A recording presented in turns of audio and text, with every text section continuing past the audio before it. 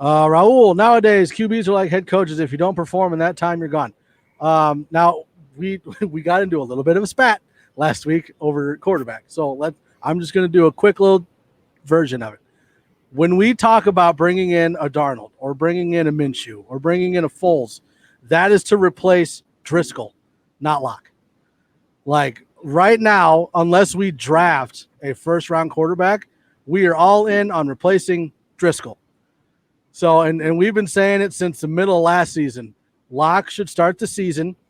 If they bring in someone and there's a competition, good. There should be competition.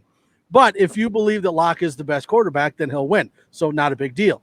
We all have said multiple times at different stages of the season that Drew Lock will be the starter next year.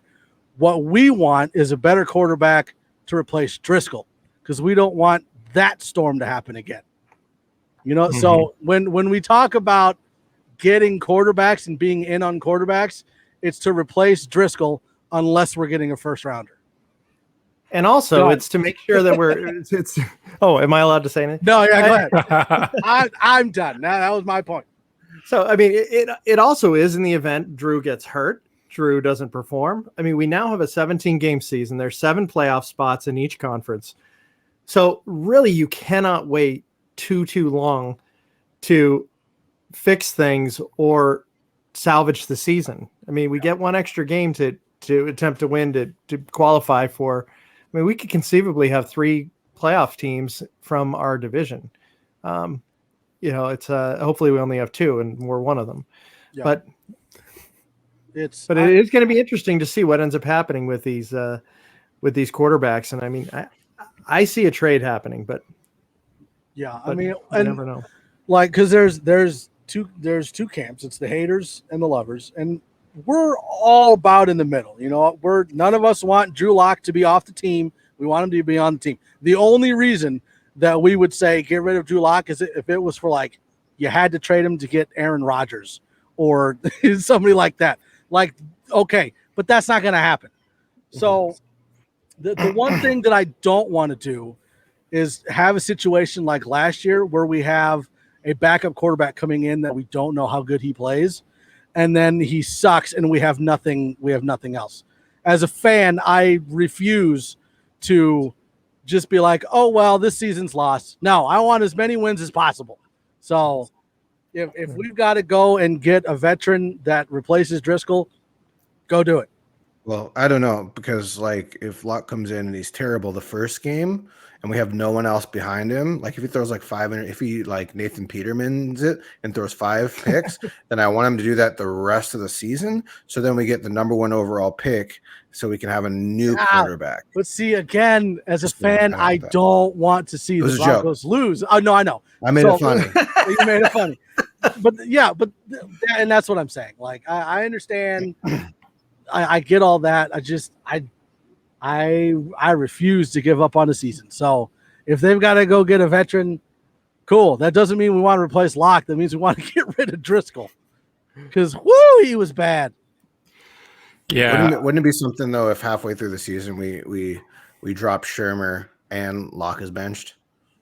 Wouldn't that be fun? Okay, so then my question is, with this being Peyton's first season, you don't think that there's going to be a whole lot of upheaval because it's his first season. What would it take in order for either Fangio or Shurmur or both to be let go? Because as far as with Fangio, with what they're doing this offseason with the defense, you've got to think they're all in on Fangio. And if he's got a top 5, top 10 defense, he's fine. If it's an offensive problem, how bad does it have to be to get rid of Shurmur? I'd say like 2 wins going into the halfway mark. Like 2. You just made my heart cry a little bit. Maybe 3. Yeah. Like going into week, what's half of 17? 8.5. 8.5. Going into week 8.5. Yeah. 8.5. Nobody told me I had to do math on the podcast, so stop. Yeah. Sponsor. Manscaped. You don't have to do math. No, but I totally agree with you, Mike, that replacing Driscoll should be priority right now because In terms of free agency, there's only one quarterback left in terms of veterancy, and that's Alex Smith. Yeah. I saw Nick Mullen's name being thrown around, but I don't really consider him so much of a veteran. He's just a backup to me, just like Driscoll is. And I believe that Kyle Shanahan made Nick Mullins shine a lot more as the backup to Jimmy Garoppolo than if he would have been in any other system outside of San Francisco's.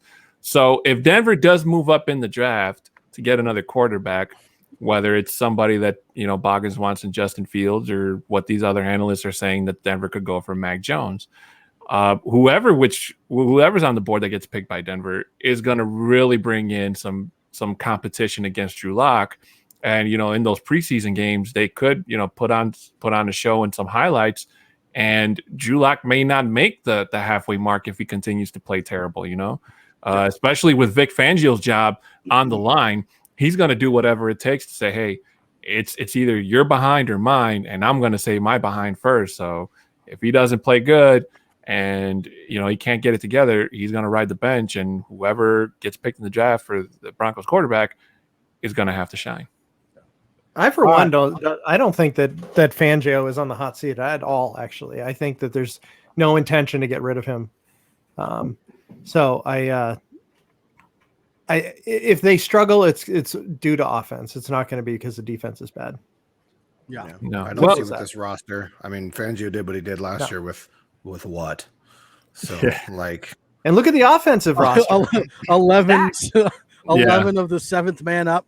Yeah. Well, I'm glad you brought that up, Glenn. So let me clarify that I'm not saying that Vic Fangio is going to get fired. The only way that happens is like we said, is if he goes in there and the team without injury and, no under other circumstance just plays terrible, or Vic Fangio makes, the mistakes as a coach, the timeouts or what have you, unless he does something gravely bad. That's the only way his job is jeopardized. But the fact that, his defense is so sharp, and I like to believe that it's only going to get better by the day, is just it gets me excited for the new season.